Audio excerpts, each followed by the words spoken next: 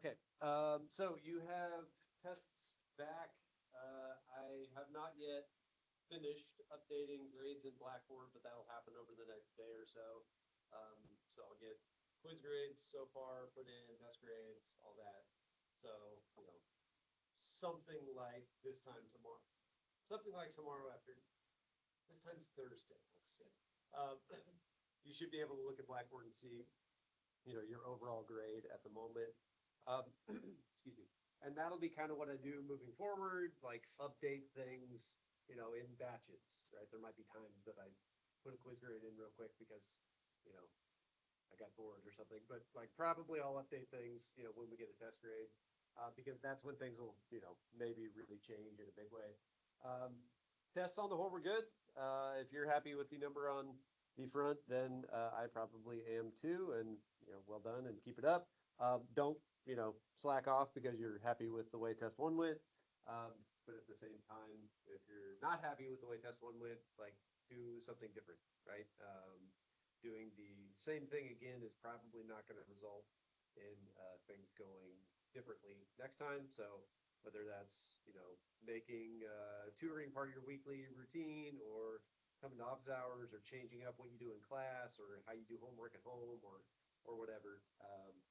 I'm happy to have conversations about that, and how you might shake things up a little. But good news is that even if that went really really poorly, there's still plenty of time and opportunity left to turn things around. But don't wait, because you get two bad ones and then you're in a pretty big hole that's going to be tough to climb out of. So, does anybody have any questions about the test? We can't work through the whole thing like quick questions. Oh, anytime I hand you back a thing that I've graded, double check my arithmetic on, points at the bottom of the pages should add up to what you missed on the thing. But, if I made a mistake in your favor, feel free to keep it to yourself. But, if I took off too many or something, let me know. Yep. Yep. Homework. So the overall grade, homework is 10%, quizzes are 5. Tests, of which there are 4, are 60%, so that's 15 each. And then the final is the other 25. So as long as you're sort of, consistent and keeping homework kind of where it should be, right? This should be a thing that's helping.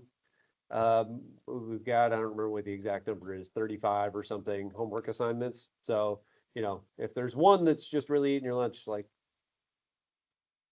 you know, don't let it ruin your whole life, right? I'll drop a few at the end of the semester.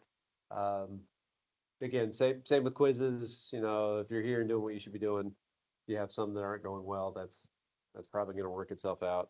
But yeah, the bulk's from the tests. Okay, everybody good? All right, completing the square.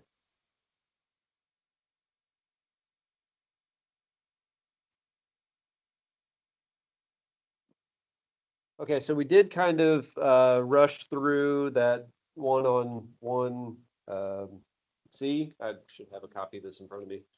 Yeah, one part C yesterday.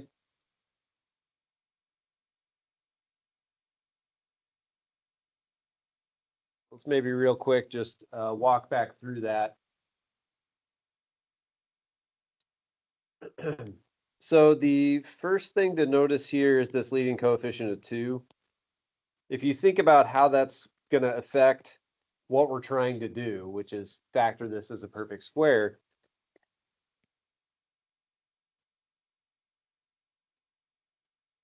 we're going to have to adjust what we've been doing, because our square factors can't look like this, because if you expand that, you get 4x squared plus whatever else. We're looking for 2x squared, so that doesn't work.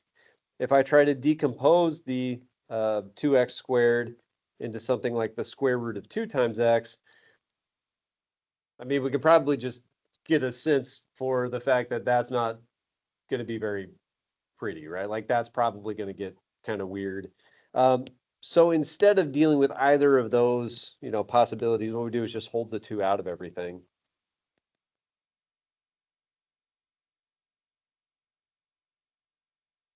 And then work in here. So basically this 2 bothers me. I'm just going to sort of set it off to the side and ignore it for as long as I can. It doesn't go away. It's still there. It still matters. Again, it's like a stretching factor, so it changes the shape of the thing. So it doesn't just go away, but I can't ignore it for a while.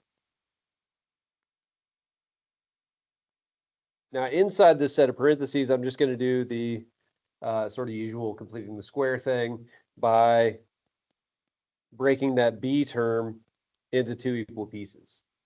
So dividing that in half, I get plus 1x plus 1x. And then again, the idea here is that I'm trying to force this to factor as a perfect square. So if I'm going to treat x squared plus 1x plus 1x as a partial expansion of a perfect square thing, the first part of that product to get x squared would have to be x and x. To get plus 1x as the outer part of the product, I've already got x here. That means I need plus 1 right there, yeah. Similarly, to get plus 1x as the, the inner part of this product, that's got to be plus 1. And again, the whole idea is that these ought to match because we're looking for a perfect square. But when you expand this, we get x squared plus 1x plus 1x. That's good, but also plus 1. The completing part of completing the square is that it's incomplete to begin with. Otherwise, we wouldn't need to complete it, right? It would already be there. So the thing that we're missing is plus 1.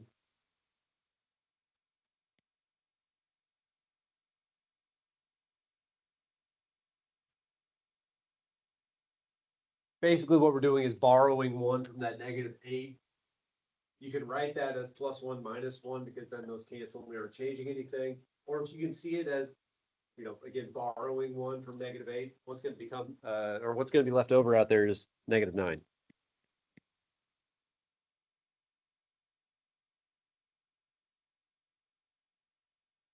Then all that's left is to clean things up a little bit. We've got x plus 1 times itself. So we can roll those together and write it as a square. And then the very first thing I did was factor 2 out of everything. And to do that, I needed to throw this, big sort of artificial set of parentheses on there because I factored 2 out of everybody, right? Well, that's these. So the last thing I'm going to do is drop those, which means distributing this 2 in. So this isn't -9, but it's really -18.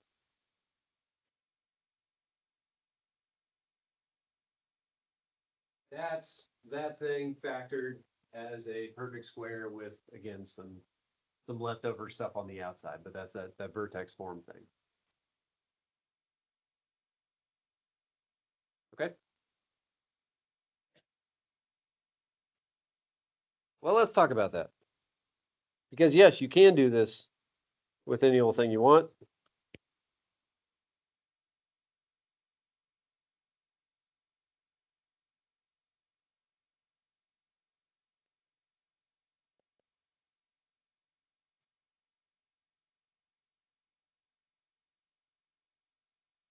I don't know. Is anybody still using the stuff at the top? Maybe wait.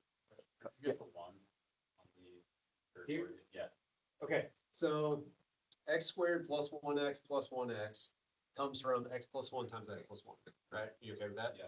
Okay, the last part of that product would be 1 times 1, which is 1. So that's the sort of remaining, like, missing piece that we need to be able to factor it as a perfect square. Okay? Okay. What's different about this? It's an odd number. Does that change what we actually do? No. Just means there are going to be some fractions and stuff, right? That things don't divide evenly. We still want to split the b term in half, though.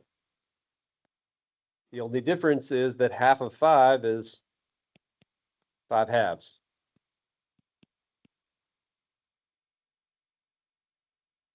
Or 2.5.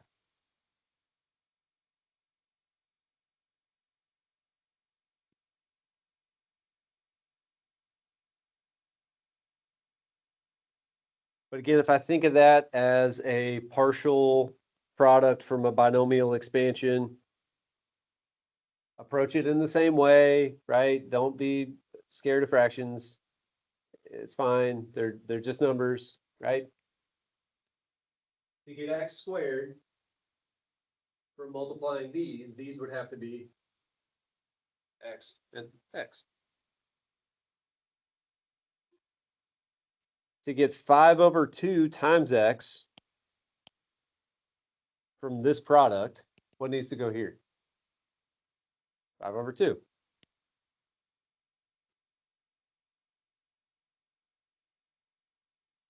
And to get 5 over 2 times x from this product, what needs to go here? 5 over 2. Okay, and if you expand this thing, you get x squared plus 5 halves times x plus 5 halves times x. That's good because that's, that lines up with where it came from. And then the last part of the product would be 5 over 2 times 5 over 2, which is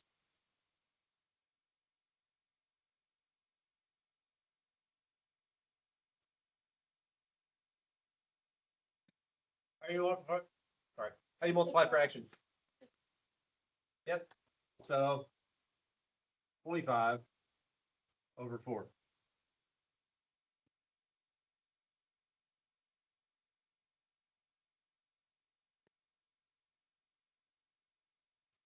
So to be able to do the factoring, the thing that we're missing, completing the square part, plus 25 over 4, which means we subtract it also. All this stuff rolled into this factored form. And what's left over outside is 1 minus 25 over 4. Okay, how many fourths in 1? You have a calculator, right? Or how many fourths are in 1?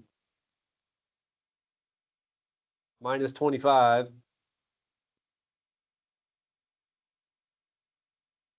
Would be negative 21.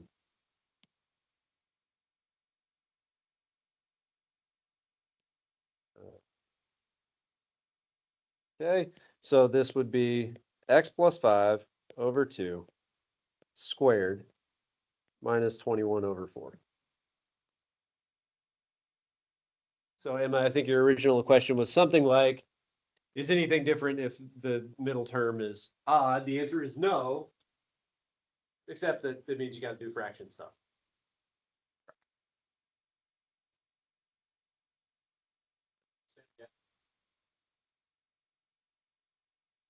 Just from this, 1 minus 25 over 4. Yeah, which, I mean, you can, if you want to do that by hand, 1 is 4 over 4. Adding or subtracting fractions, denominator just tells you that they're the same kind of thing. So you just subtract across the top. Sorry, across the top, 4 minus 25. All over 4. Like that. Or just punch it into a calculator and do it that way. That's fine too. Yeah. There's no special prize for do what? Where do you get the 5? Half of 5. Yeah. And if this middle term was odd, it's always going to look like that, right? It's going to be whatever that is divided by 2. We split it up. Okay. So that's that. I will say, things to keep in mind. The thing that we talked about using completing the square for yesterday is rewriting the thing in vertex form, right? If what we're trying to do is find the vertex, we've got a couple of different options then. So if I start with this as a function, and what I'm trying to do is find the vertex, you could do it this way. and the vertex would be -5/2, -21/4. That would work. But if what I want to know is just what the vertex is and nothing is saying, hey, you need to do this by completing the square, that's not how I would do it, right? I would do the -b/2a thing, plug it back in, and ta-da, you get your vertex, right?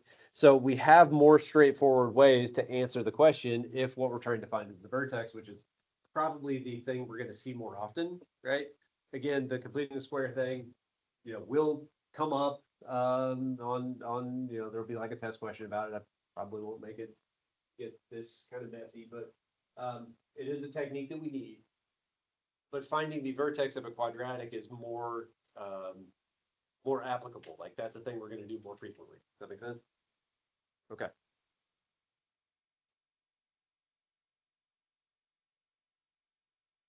Yep.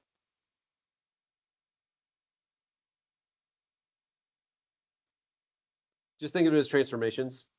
So adding something on the inside, shift to the left. That's why. Yeah, the whole vertex form thing is just the transformation form version that we're used to looking at. So it moves the wrong way for the same reason it always has. Yeah. Okay, cool. Today we're going to look at some applications. Starting with this. Okay, read through it a couple times. Parse what's happening.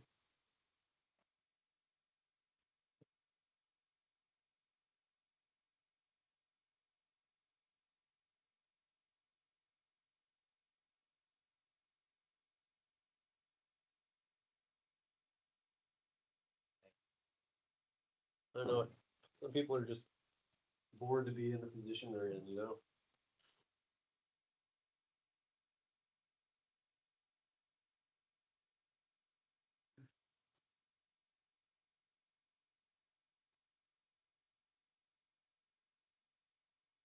Okay, so what do we have?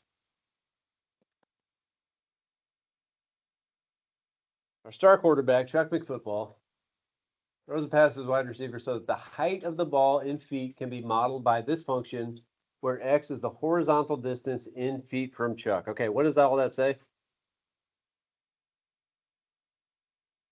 What kind of function is this? Okay. Quadratic, so it's a parabola. Which way is it opening?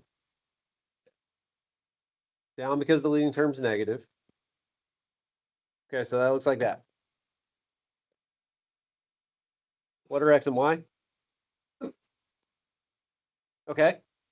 The x-axis is basically the ground because the y-axis is height, right? I wish I hadn't started drawing this with the laser pointer thing. Then it's going to go away as soon as I put my hand. Dang it. Okay. Sometimes we make mistakes and then we have to live with them. Okay. Height. What's x? The x-axis is like the ground. What are x values? Like moving out from the y-axis. Horizontal distance in feet away from Chuck. Okay, so where's Chuck? At 0, right?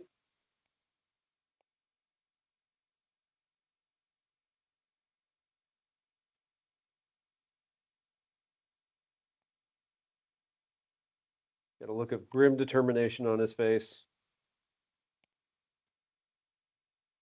He's right there. He's going to let the ball go, at the y-axis, and I don't know, it's not a kind thing, but that's where we're measuring from, right? Where he actually threw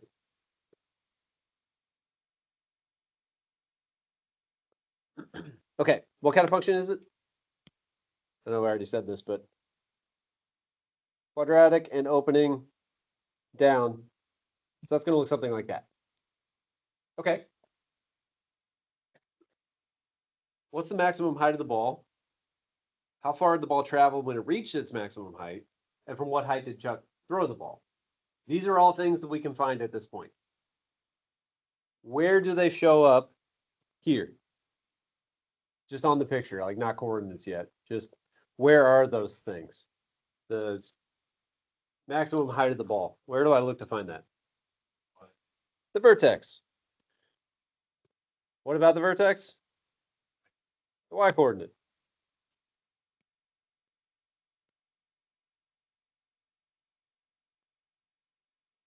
If the vertex is x comma y, the y-coordinate tells me about A, the maximum height of the ball. What's the x-coordinate tell us about? How far away, right? So that's B. From what height did Chuck throw the ball? That's the y-intercept. Specifically the y-coordinate of the y-intercept, right? Because zero. Okay, go find those things.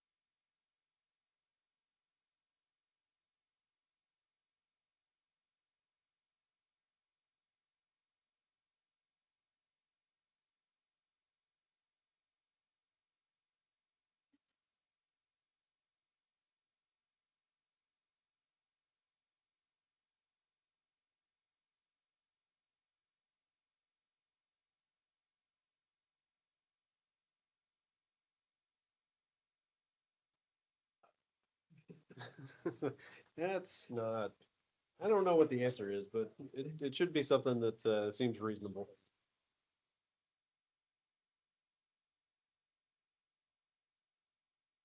He was born to chuck a football, but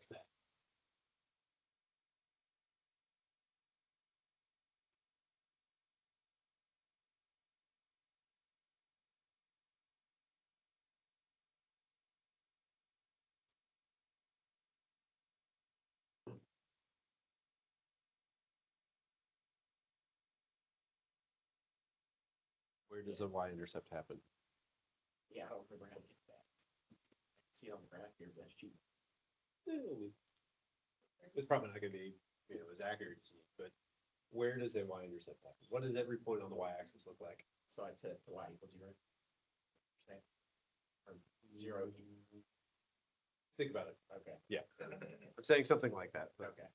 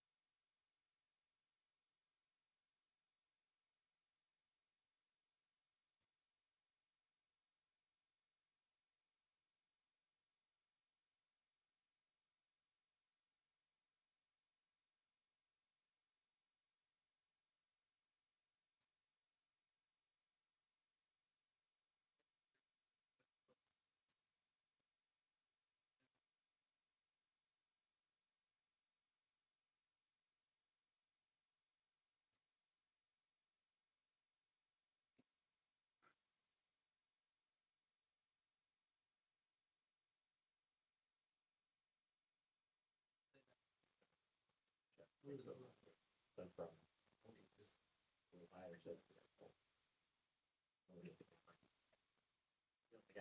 guess you can get vertex and then just times it by 2.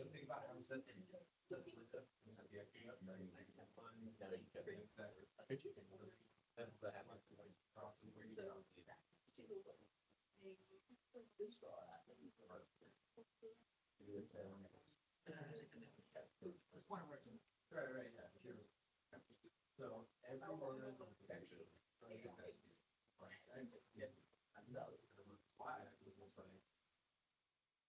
I put more effort.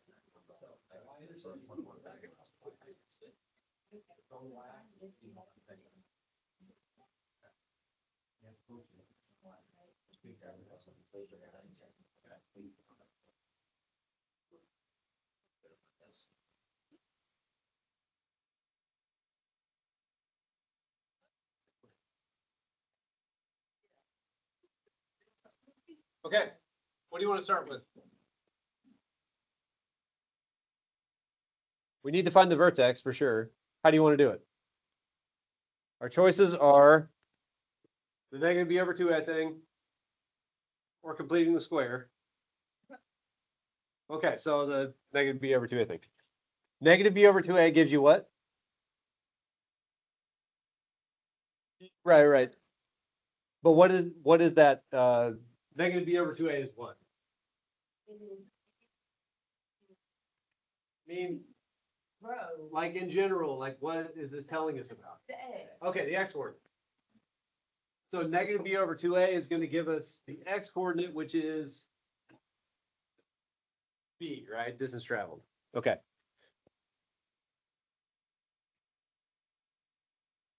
So negative, what's b? I've got too much stuff written over the thing. 1.2, and a is negative 0.02. Okay, and that is 30. Right, no, you're fine. 30. Okay. Now, I will say there's not all like we don't always have a good like I don't know baseline or something for like number sense in comparing answers and thinking about if things make sense. But a lot of stuff we do, like for example, later on we might talk about like radioactive half-life, and the answer might be like 47,000 or something. Like I don't really know how long it takes cesium-236 to break down or whatever, right? But some of the kinds of mistakes that you can make in here, and I think y'all did like maybe missed a decimal point or something, right? It got like 300 as an like that's the length of an entire football field, and this is only about halfway for how far he threw it, right? So like that probably something went wrong. But as far as like things I'm gonna grade or whatever, write out this step so that if something goes wrong in the calculator here, I don't really care that much about that. Like that might cost you a point or something, as long as I can tell where it came from. If all you do is write down, the wrong answer, what am I supposed to do with that? Right? Like I'm not just I can't just like guess and try to figure out what you did wrong to come up with it. So show a little bit of work. This isn't much, but it is 30 feet. Okay. How do we find the maximum height? Plug 30 back in.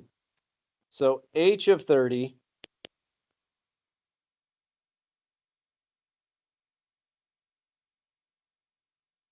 again, I'm just going to write it out. What is that under there? 6.3. And punch it in a calculator, and what do you get?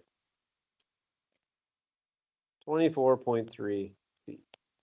Okay. Again, if that was a negative number or I got like 500 or something, like that probably tells me that I did something wrong, probably in entering it in the calculator, right? Okay, so the maximum height of the ball, 24 feet, 24.3 feet, and that happens 30 feet downfield. All right, what about the y-intercept? How high was the ball when he threw it? Okay, what about it? Yeah. A y-intercept is always what happens when x equals 0.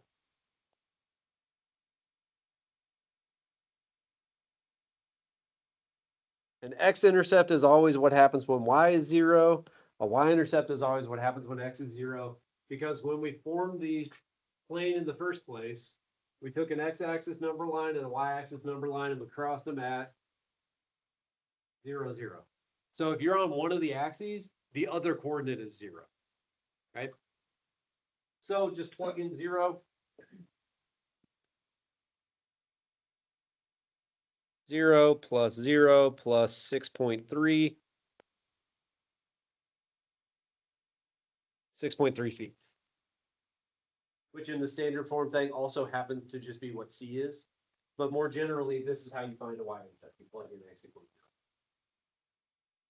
0. And again, this is an answer that makes sense, assuming we're talking about like a normal human person throwing the ball, right? Like that's an answer that's reasonable. So we should, feel pretty good about that. Okay. Which part? Okay. The part about him being a normal human, or just how we found the y-intercept? Yeah. So y-intercept means where you cross the y-axis. Any point on the y-axis is going to look like 0, comma something. So the thing we know is that x needs to be 0. We've got a function that tells me what y is based on x. So I just plug in 0. If x is 0 here, this whole term is 0. If x is 0, this whole term is 0, plus 6.3. Okay? Pretty good with that? Okay, cool. So that's, sort of interpreting projectile motion and using a function to find the things that we need to find. Again, quadratics have a maximum if they open down or a minimum if they open up. So in some kind of application, if you see the word maximum show up, probably means that you're dealing with some kind of quadratic that looks like this and you need to find the vertex. If you see the word minimum show up, probably means you're dealing with a quadratic that looks like this and you need to find the vertex. But apart from the vertex of a quadratic, we don't really have any way to deal with or find a maximum or minimum. It's kind of just this one thing. So if you see maximum or minimum show up, be thinking vertex and then look for, okay, vertex of what, right? Or how do I actually work out the details there? Okay? Okay. So speaking of something where we maybe need to do some setup, here we had a function given to us. We're just interpreting, what all this stuff says. Read 4. Read the problem a couple times probably.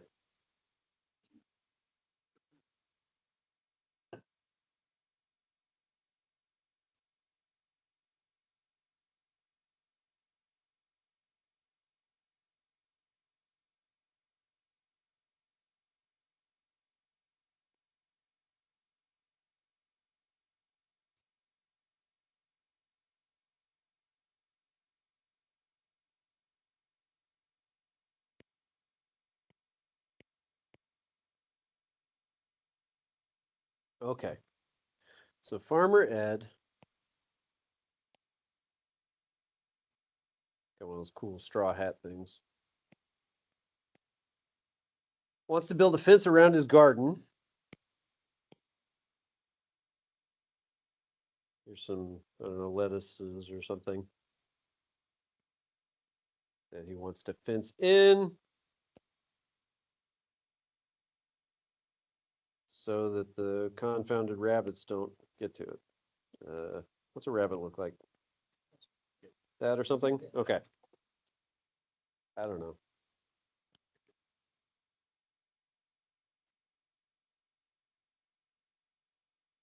Sits right next to the barn.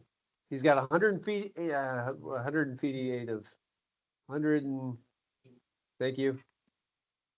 Okay, not having a stroke, good. Feet of fence to use, doesn't need to fence in the side next to the barn. So needs to build these 3 sides, but not this one, right? What is the maximum area that he can enclose?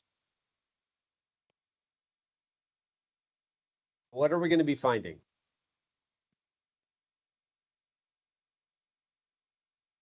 Find a vertex. The question then is, okay, but the vertex of what, right? Okay, well, we got to figure out of what.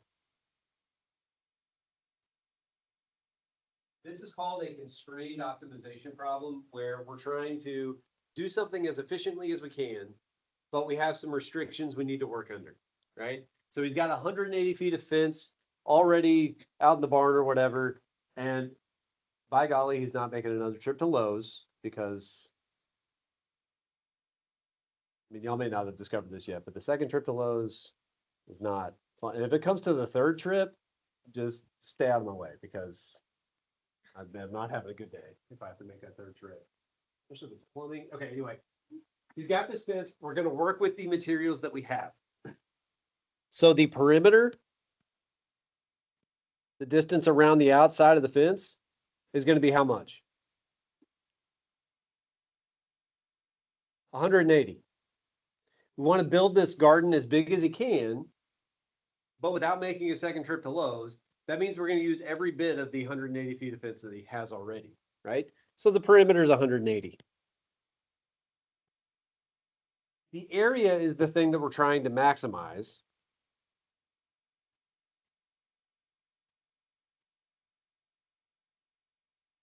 Sometimes that's called the objective. And we'll build an equation for it in a second. But let's focus on this perimeter thing for a second. He's building 3 sides of this rectangular thing because the barn wall is already there and he's going to use that, right? If it's a rectangle, what do we know?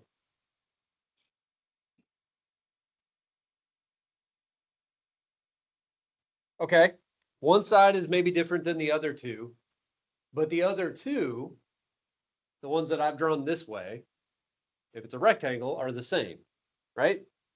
Because that's how rectangles work. This side and this side are the same. This one may be different. I don't know. It might turn out to be the same, but like we don't know that. We're not going to plan for that. This one and this one are the same. Okay, let's call them something. What do you want to call it? X, L, W, anything? Just name it something. The other one is something else, right? The only thing I can't call the other side is X. Let's call it Y. Or L and W. I think I usually do these with L's and W's. So the version that's in Blackboard probably has that. It doesn't matter, right? We're just labeling things somehow. What's the perimeter then? It's 180.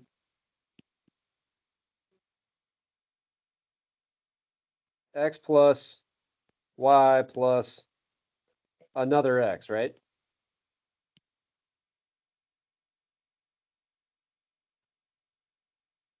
Or 2X plus Y.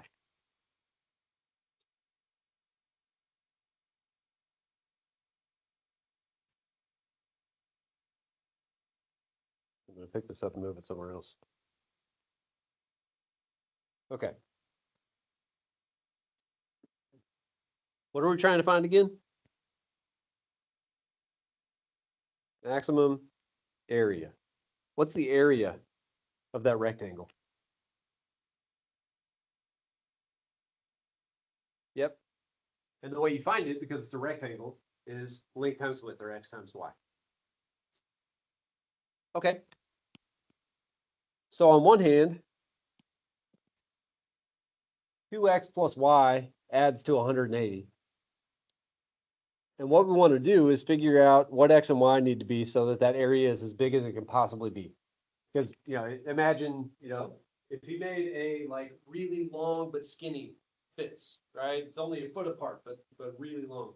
That's not really that much area because you multiply the two, right? Similarly, if it's really wide but not very deep, that's not much area either. The answer is going to be sort of somewhere in the middle.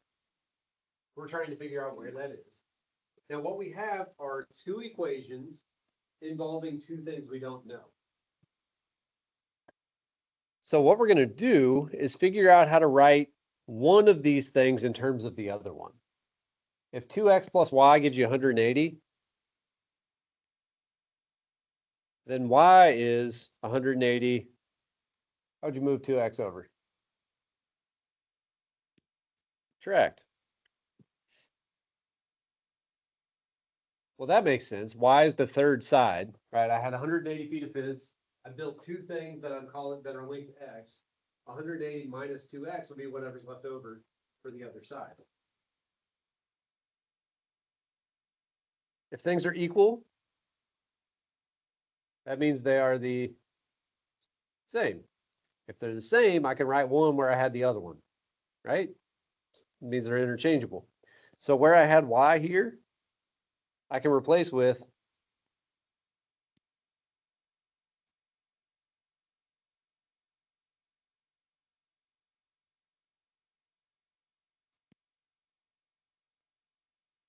what we just figured out is the same as y. 180 minus 2x. So this area thing that we're interested in is x times 180 minus 2x, or 180x minus 2x squared, or just rearranging negative 2x squared plus 180x. Hey, what kind of thing is that?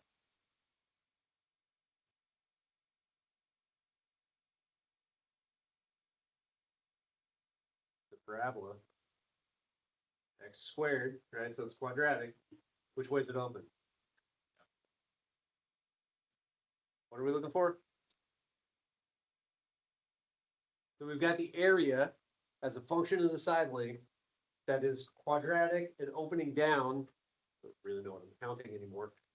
Where do we find the maximum? Vertex. Sorry.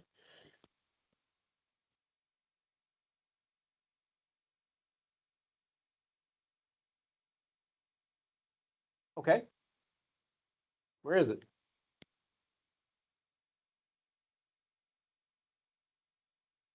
We could complete the square, or we could do the b over 2a thing. Opposite, negative b over 2a thing.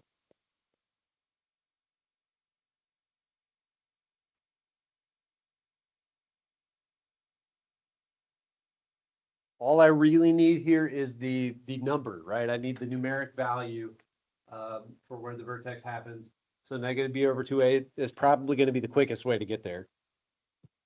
180, negatives cancel, 180 divided by 4.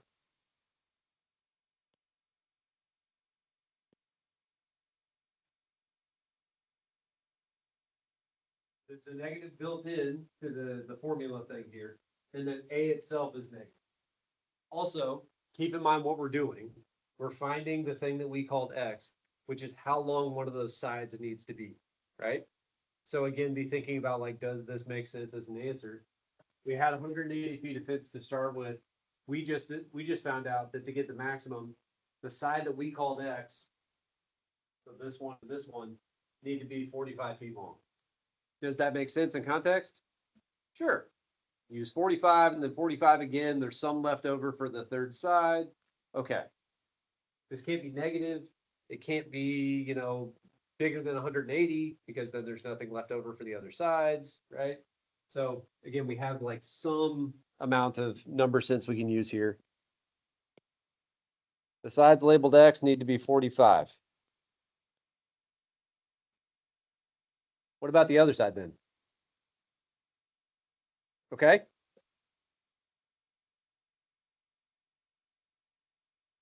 Well, so yeah, let's go back to the question. He has 180 feet of fence to use, doesn't need to fence in the side next to the barn. What is the maximum area? Okay, we have one of the side lengths, right? We have the side that we called X. What's the maximum area was the actual question.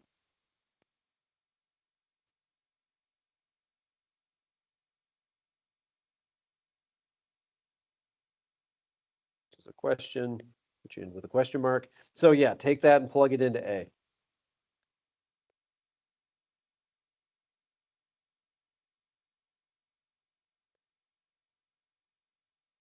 And what do you get?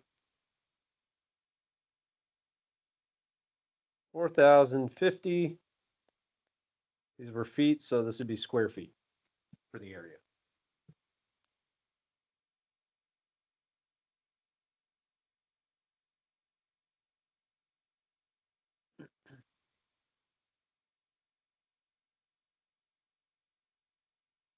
If we needed to find it, the other side, you had 180 to begin with, you could either plug 45 into this, and that would tell you that y is 90, or say 180 minus 45 minus another 45 leaves 90 for the third side.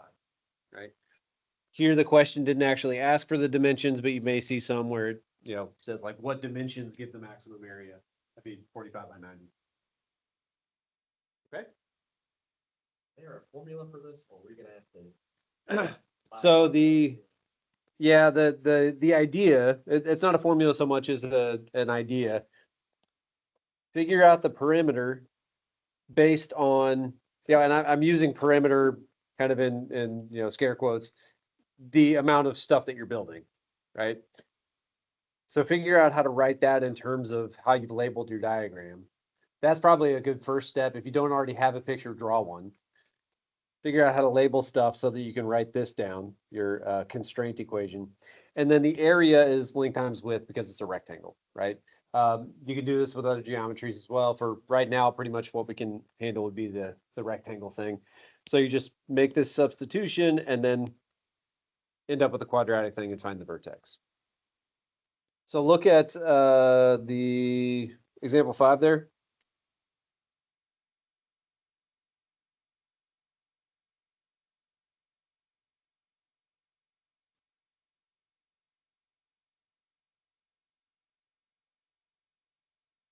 Rectangular playground. Then divided in half by another fence that is parallel to one side. What does that mean? You divide it in half, but like this or like that, not like across a diagonal or something, right? So that's all the parallel part means. I'm going to draw it like this. Does it matter that I'm drawing it like that rather than like this? No, because I don't know what the side lengths are, so I'm not trying to draw it to scale, right? I'm not trying to make it appear that this side is longer than that side. I do kind of want them to look different so that I don't go into it thinking that they're going to be the same. But other than that, I don't care. And it may end up that this ends up being shorter than this in the final answer, but like I don't really care about the picture, right? What the picture is there for is to help me think about what needs to be built. You're building a rectangle and you're splitting it in half with another side down the middle. So which things are the same here?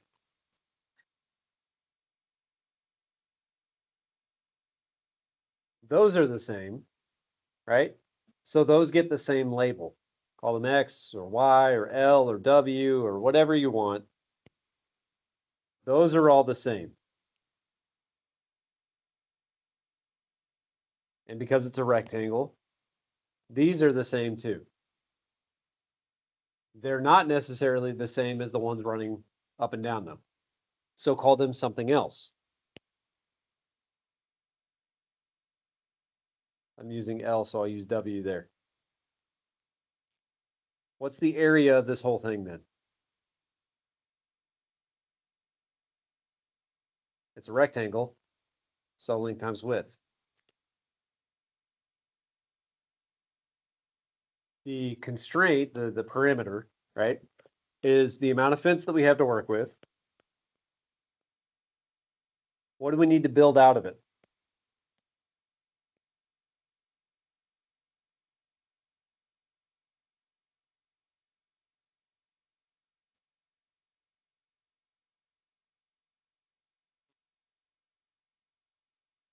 That way. And 2 W's.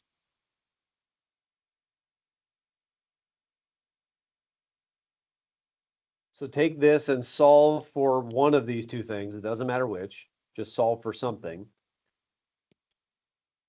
Then substitute that in here and, sort of follow the same like idea. Substitute in here and then find the vertex. Okay? Okay. I'll leave that one for y'all to, try over the mini weekend. And Thursday, we talk about that first thing and then talk about solving quadratic equations. Okay? All right. Y'all have a good day. I'll see you on Thursday.